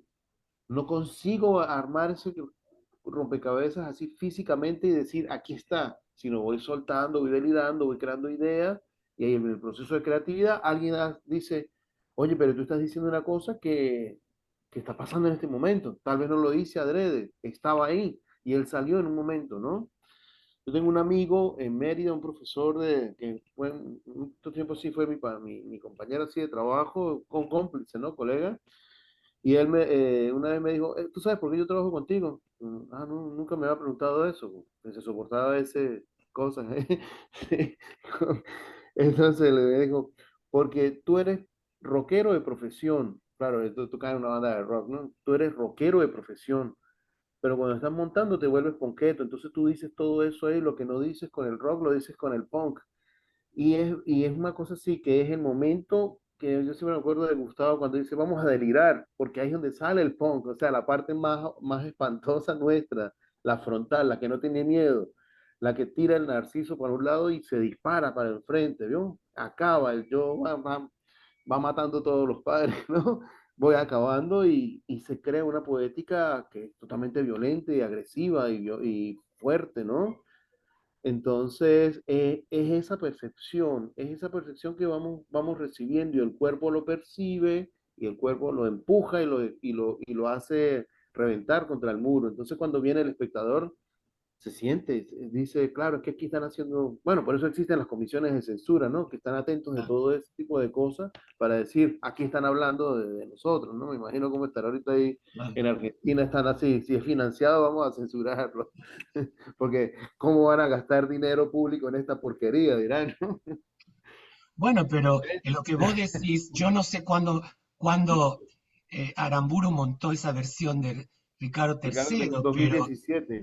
en Claro, pero me 2017. imagino que ya Freud siempre tenía esta, creo que lo dijimos cuando leímos algo de El poeta y la fantasía, cuando él dice que siente cierta envidia del artista, que el artista es capaz de captar aquello que a la ciencia le lleva 20 años Ujú, descubrir y comprobar. Entonces, cuando ujú, él se pregunta cómo la Gradiva de Jensen, cómo Jensen fue capaz de captar todo lo que a él le costó más de 25 años sobre la neurosis, pero Jensen lo capta en una ficción. Lo que pasa es que en estas grandes obras, el malestar en la cultura, que es lo real, dice Lacan, la primera definición, es lo que vuelve siempre al mismo lugar. Lo que pasa es que, como dice José, el artista lo percibe, lo sufre, yo diría más que lo sufre, la famosa souffrance de Lacan, y siente la necesidad, la provocación de pronto ponerle un apalabramiento a eso, con colores, con texturas, con sonido, con lo que sea. Entonces, le hace un semblante que tiene que ver con este trauma originario que vuelve a insistir a lo largo de la historia y también tiene que ver con la situación del contexto del artista. Yo pienso que a lo mejor en eso de Aramburu, ¿no es cierto?, se anticipaba un poco al conflicto que va a vivir Bolivia dentro del mismo movimiento indígena, ¿no?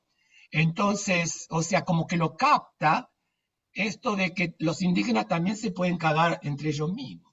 Ahora, en el caso que vos citaste de La vida es sueño, vuelvo a la obra de Sandra y vuelvo a lo de Pompeyo Audiver, porque en los dos casos se habla de el tema de la vida y el sueño. Y creo que lo saqué, a ver dónde está lo de Audiver. No, acá. Acá en el artículo de Audiver se habla también de, hay una referencia a la vida, incluso Sí. casi se cita el verso de Calderón, ¿no? En la obra de sí, Sandra también se citan los versos del Segismundo. Entonces, sí. la idea es que son temas míticos de preocupación, de mitos que el mito no puede resolver. O sea, el mito es un relato sobre una contradicción que no se puede resolver. Entonces, yo puedo montar Antígona en muchos momentos de la historia, para que Antígona hable, yo la verdad hablo, diría Lacan, hable a un mundo que ya no es el griego. Yo recuerdo cuando estábamos en dictadura en Argentina, un día me fui a un teatrito por allá perdido, donde iban a montar Antígona de Sófocles. Obviamente pidieron el permiso y los censores le dieron, porque era Antígona de Sófocles, una obra de la época del Conio. Ahora, montaron Antígona de una manera así tipo arqueológica, ¿no? Con los trajes griegos y todo. Ahora, ¿qué pasaba? Había un baterista al costado del escenario.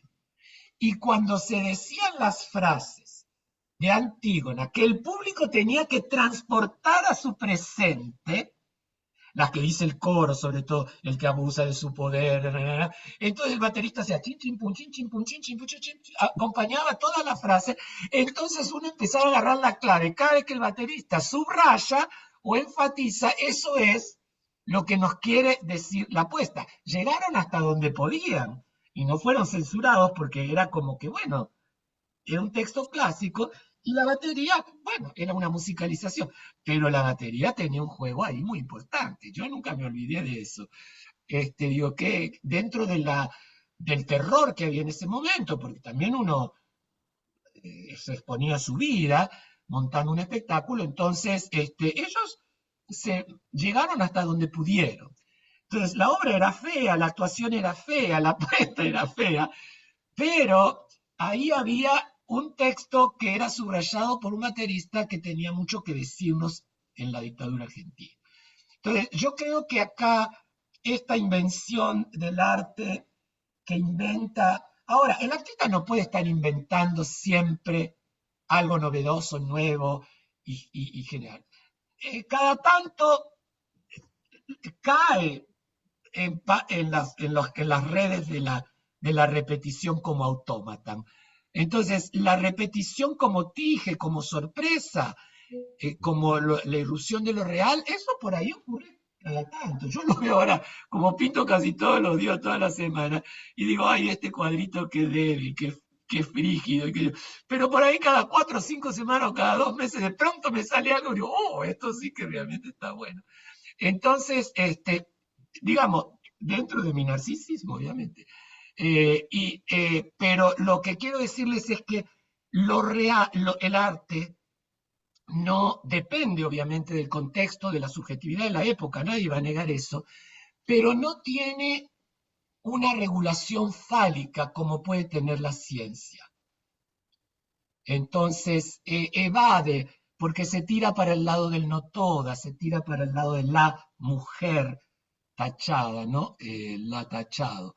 Entonces, allí donde busca la particularidad, no la universalidad, encuentra, ¿no es cierto?, algo maravilloso, ¿no? Entonces, inenarrable. Entonces, creo que para mí estos temas estéticos me parecen realmente fascinantes.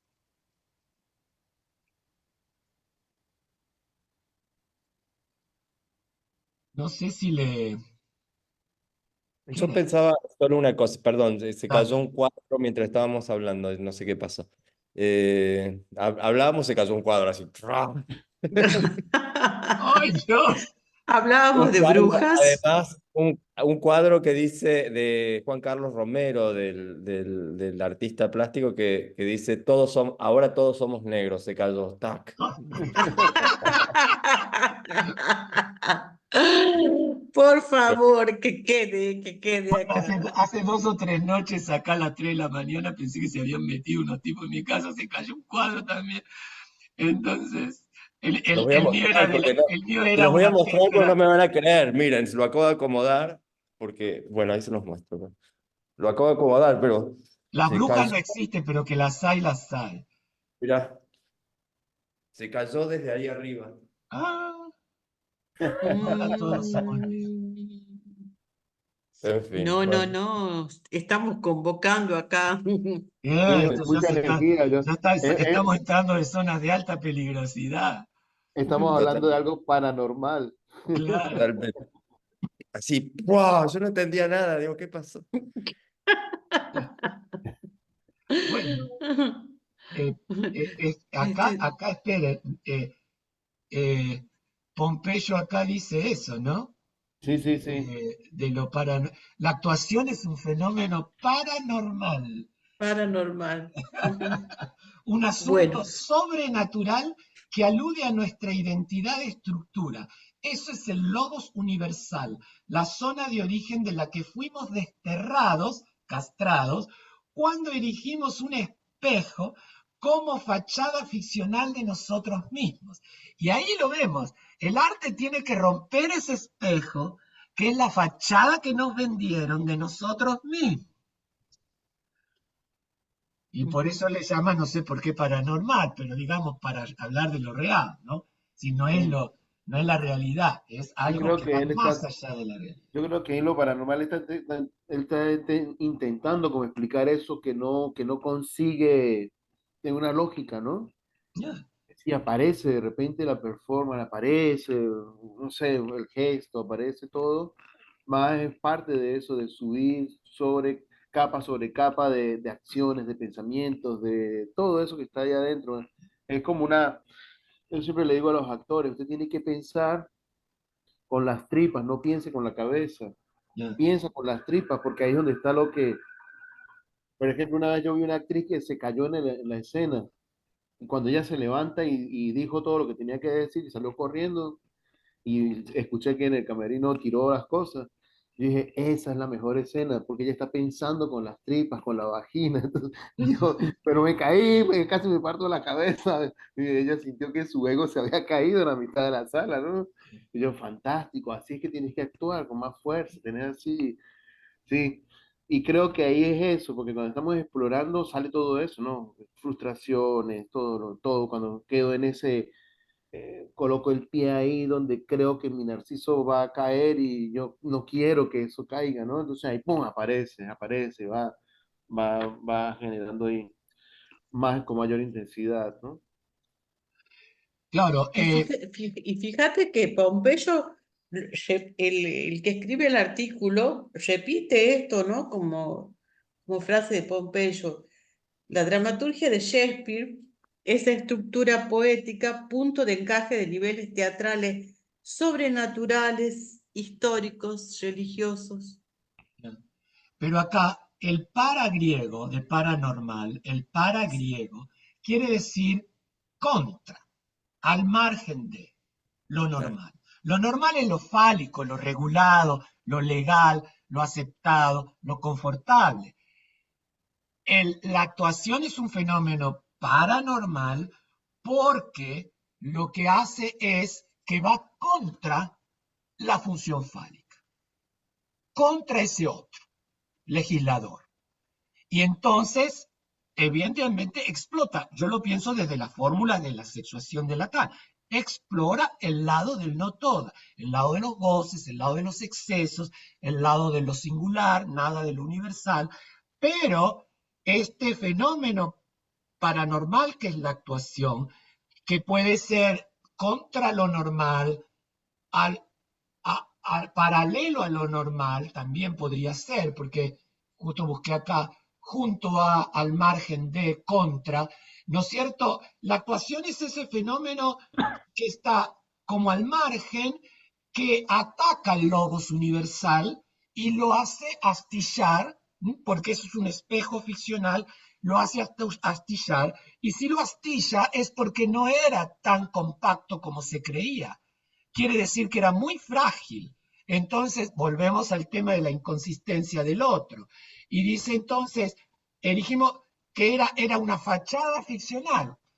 Nietzsche diría una apariencia, un valor que se mantuvo por años y que podría caer en cualquier momento. Los valores, dice Nietzsche, tienen fecha de caducidad. Pueden durar 5 siglos, pero un día caen. Entonces, y ahí entonces lo lleva a la idea de la actuación, se vuelve un piedrazo en el espejo.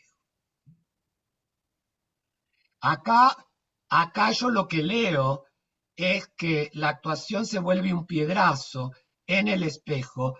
La actuación es un acto de voluntad, de querer realmente astillar ese espejo.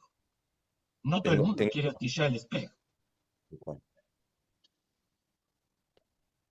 pienso que es al mismo tiempo es la piedra y el acto de lanzar la piedra, ¿no? Las dos cosas a la misma vez, ¿no? Es lo mismo que Sí, cuando dice Lacan sí. que para iniciar un análisis, como para iniciar un ensayo, Mm. ir a un taller de actuación, uno tiene que, y algo que yo les puse a ustedes cuando los convoqué, un deseo decidido. Mm. Ujú. El deseo decidido. Yo les pedí que ustedes escribieran esa paginita, así como yo entrevistaba, porque muchos estudiantes del college querían tomar mi taller, pero yo con más de 15 nunca quería trabajar. Entonces, al sumo aceptaba 17, por ahí sí, por alguna circunstancia, pero muchos venían y yo tenían entrevistas previas antes de poder inscribirse. La oficina de registración no podía anotar a los chicos en mi clase, mi curso, si yo no firmaba la tarjetita. Para firmar la tarjetita yo los entrevistaba y les hacía un montón de preguntas revoludas aparentemente, pero lo que yo quería saber era que no venían solo porque era una clase fácil en la que no había nada que escribir ni que leer. Entonces yo quería saber ciertas cosas, hablarles un poquito de cómo lo que parecía fácil podría no ser tan fácil, el compromiso con el grupo, el compromiso, la capacidad de comprometerse con un proyecto, no sé, yo les hacía una serie de preguntitas para ir midiendo a ver estos pibes cómo, qué tenían en el mate. Entonces, ahí si me convencían, yo les firmaba la tarjetita. Y algunos decían, lo siento, pero no te puedo firmar, no, siento que no te va a funcionar esta clase a ti. Y bueno, se iban puteándome, obviamente, pero mala suerte. Pero lo que creo que acá está la piedra, está el espejo, está la acción de arrojarlo, pero está el deseo de querer arrojarlo. No es tirar una piedra a la marchanta. Y dice, cuando su sentido crítico y su fe, volvemos al tema de la fe, del que hablamos en alguna reunión, la creencia, la fe poética se desatan en esa dirección, mestizándose con los asuntos de la obra que hacen otro tanto. Los asuntos de la obra, como hablaba José, obviamente el tema de la obra agrega esto que el artista quiere hacer, ¿no? Hay un proceso dialógico Claro. como el de Bakhtin ¿Ya? Y polifónico. y polifónico. Sí, incluso me pregunto, realmente es una pregunta, si es posible ese procedimiento con otra obra. No lo sé. ¿Cómo con otra obra? Claro, porque el procedimiento de Habitación Macbeth, de lo que hace con Habitación Macbeth, ¿no? Realmente es muy dialógica con la obra Macbeth, ¿no? O sea, esta es la obra de alguna forma la que opera también en ese cuerpo. No solo el cuerpo que opera sobre la obra, sino también esa obra que opera en ese cuerpo. Y me pregunto si ese procedimiento que hace Pompeyo, que son no sé cuántos personajes que hace, si es posible como procedimiento realmente en otro tipo de texto. Me da la sensación de que no, digamos, No, pero yo creo que el desafío es que el texto vaya, cuando vas trabajando el texto, el desafío es descubrir el procedimiento que le corresponde a ese texto en función de aquello que es lo que tú quieres explorar. O sea, Destrozar. porque si tomás este procedimiento de habitación Hamlet para ahora hacerlo con cualquier obra, claro, seguro que lo vas a poder hacer. Va a ser una mierda, porque va a ser toda una cosa así muy acartonada. Claro que sí, lo vas a claro. poder hacer, pero ahí está la engaña pichanga, porque realmente la idea es qué No es un procedimiento me método. está pidiendo el texto para el Claro, no es montaje. un método. Y ahí hay una dialéctica con mi malestar en la cultura, con esto. Yo les conté lo de la obra de Carballido cuando y planteamos esto de, bueno, la obra habla de las versiones. ¿Cómo construyo versiones? ¿Cómo hago para que no haya una versión única? Y ahí, bueno, trabajé con el escenógrafo y generé toda esa locura con los directores y esa parafernalia con los géneros teatrales y todo eso, pero la idea era que aunque alguien del público viniera 200 veces, nunca iba a ver la misma obra, porque la idea era que la obra de Carballido hablaba de la versión, solo hay versiones de la verdad, no hay una versión definitiva de la verdad. Entonces yo no quería que el público pudiera tener acceso a una versión definitiva, que viera algunas escenas, escuchara otras sin verlas y a partir de ahí saliera con la idea de que, bueno, esa escena no la vi, pero me parece que pasaba tal cosa, y volví a entrar en el circuito de la versión. Y alguien que estuviera en la mesa de café de la cosechera dijera, oh no, porque yo cuando la escuché, yo pensé otra cosa, ok. Y ahí viene todo el chismerío, ¿no?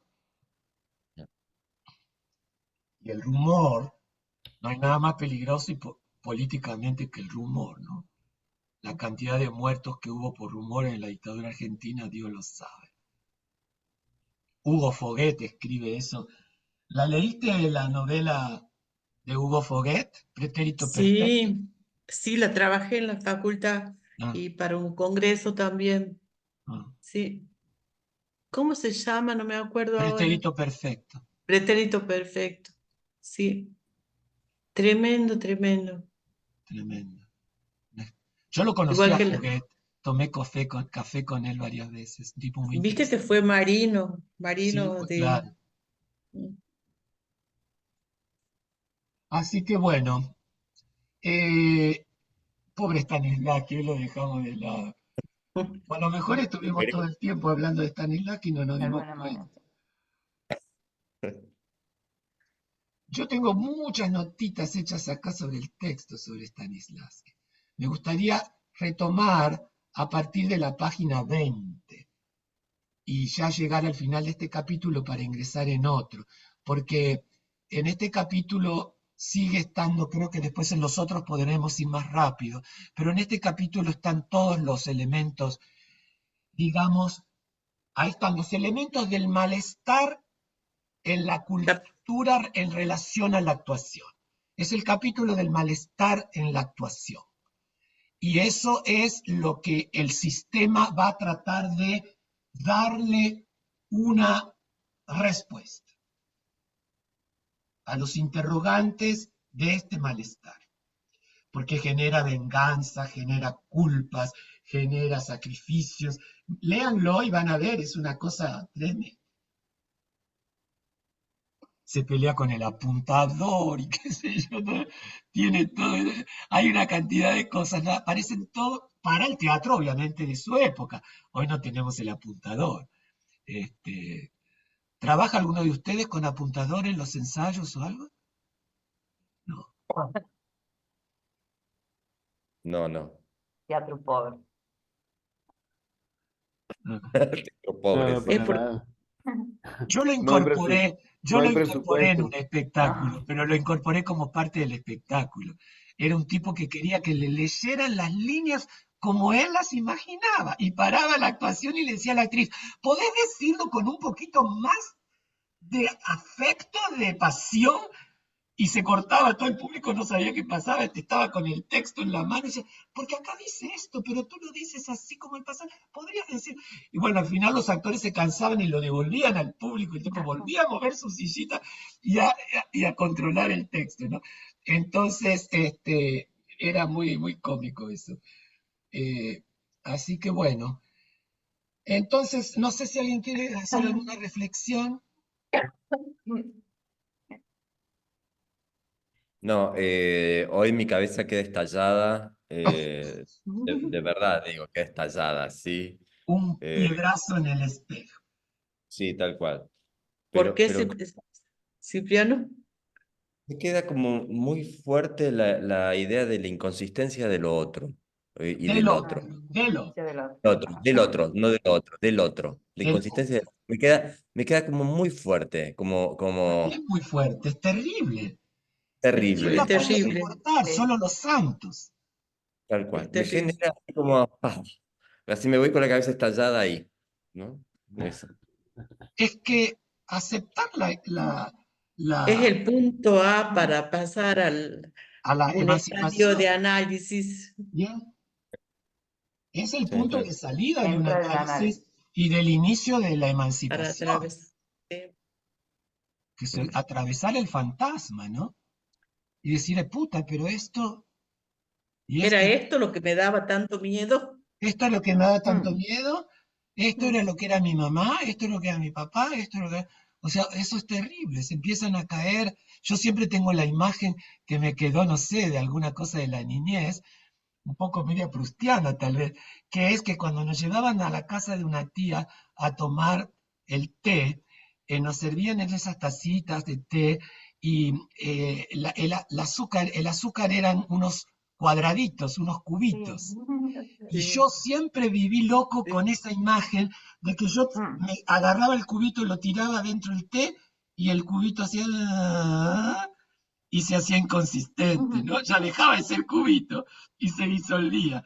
Siempre tuve esa imagen terrible, así obsesiva, del el terrón de azúcar que se disuelve en el té, ¿no? Que parece tan compacto, tan duro, que por ahí lo querés morder y no puedes. Lo tirás en el té y se disuelve. La inconsistencia del otro es insoportable, porque te deja te lleva al desamparo inicial. No hay otro. Mm, Bancátela solo, estás solo. Podés está crearte solo. todas las ficciones que quieras, que tenés hijos, nietos, familia. Qué sé yo. De paso, les recomiendo una serie italiana que terminé de ver ayer. Son 6 episodios muy breves, no llegan casi a 30 minutos. Una cosa tipo un relato tipo Almodóvar, sin la genialidad de Almodóvar, cinematográfica, a nivel cinematográfico, y con un final un poco disparatado, ¿no? Un final que los guionistas dijeron, bueno, a ver, acá lo redondeamos así, una locura. Pero bueno, por ahí se llama justamente La vida que yo, la vida que quería, The Life I Wanted, en inglés. La vita che volava, no sé cómo se dice en italiano. Miren, traten de verla porque el guión es estupendo, los personajes son increíbles. Es algo que sería inimaginable, no sé, 40 años atrás. Ahí se Me muestra un hizo cambio acordar, cultural impresionante, con nuevos conflictos, con nuevos donde el juego las cartas se han distribuido de otra manera. Miren, no es una maravilla, no es una obra de arte, pero es tan interesante, moviliza tantas cosas. Yo terminé de ver una que se llama Los Piratas Negros o The Black Sails, una producción larguísima de 4 temporadas que no terminaba nunca, una maravilla total, que en el fondo la han hecho 2 guionistas que tienen una formación política increíble, porque hay diálogos sobre el tema de cómo comienzan estas ideas liberacionistas en las Antillas británicas. Eh, esa sí es una producción impresionante, con unos actorazos, con unos tríos sexuales, con todo un tema de la sexualidad que tiene que ver con una política y con un final asombroso, porque son en realidad, tanto la italiana como esta, 2 grandes historias de amor contadas en la clave de nuestra subjetividad contemporánea. Eh, no les digo que vean la de los piratas, porque son 38 episodios de casi 1 hora y pico. Ahora, para los que se quieran dar tacos de ojos, mujeres y hombres, estupendas escenas de sexo casi porno, pero y escenas que no sé cómo las filman, cómo hacen eso con las computadoras. Hay una escena de una tormenta en el mar que yo digo, ¿cómo mierda filmarán esto? Pero la italiana es cortita y es atrapante, uno no la puede dejar de ver. Eh, los últimos 2 episodios, ya que aparece un crimen y qué sé yo, por ahí se afloja un poco, pero van a ver las cosas que se presentan ahí. Muy Almodóvar, pero muy tal vez Almodóvar como paradigma de una subjetividad contemporánea que le costó mucho instalar, ¿no? Hoy estamos más acostumbrados, pero van a ver aquí con que ya todo aquello que era sorprendente en Almodóvar, ahora todo es verosímil. Tiene una verosimilitud de total normalidad. Entonces, realmente apasionante. Bueno, chicos, me voy a recostar un rato, porque voy a Muchas tener una gracias. visita. Ahora, ¿sabés quién va a venir, Chela, ahora a ¿quién? visitarme? Lola.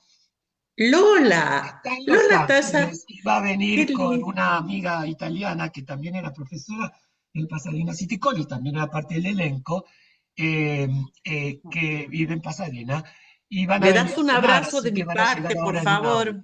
¿Eh? Le das un abrazo de mi parte, por Bueno, favor. ok. Sabés que enviudó, ¿no? Ay, bueno, ya Sí, era hora. sí, la verdad que. Y Sí. viajó a Florida a Era estar muy con mayor un su tiempo, marido, sí, desde que la conozco. viajó a Florida a estar con el hijo mayor viene ahora a Los Ángeles, supongo que ahora irá al norte de California, donde vive la hija, y después se irá a Quito a ver al hijo menor que vive en Quito. Entonces, pero bueno, hoy la voy a ver porque hace muchos años que no la veo, aunque nos vemos Desde, los viernes en el desde por que estuvimos Zoom. en Buenos Aires, Claro, claro. el último año. Ya. Bueno, chicos, Un abrazo grande, Bueno, gracias. suerte. Un Si, chao. Un abrazo. beso. Nos vemos. Cipriano, tomate un Xanax, cualquier cosa. De una. Y Gracias. por favor, Sandra, Encima se le no cayó el vayas a cuadro. que Sandra no vaya a compartir este No, video no, mantengo el con tus secreto. compañeros de elenco porque va a ser fatal, pobrecitos. Si le estalla la cabeza como a Cipriano, a la mierda el proyecto. Ok, A la mierda. bueno, Abrazo. chao, chao. Chao. Chao, Chao. chao.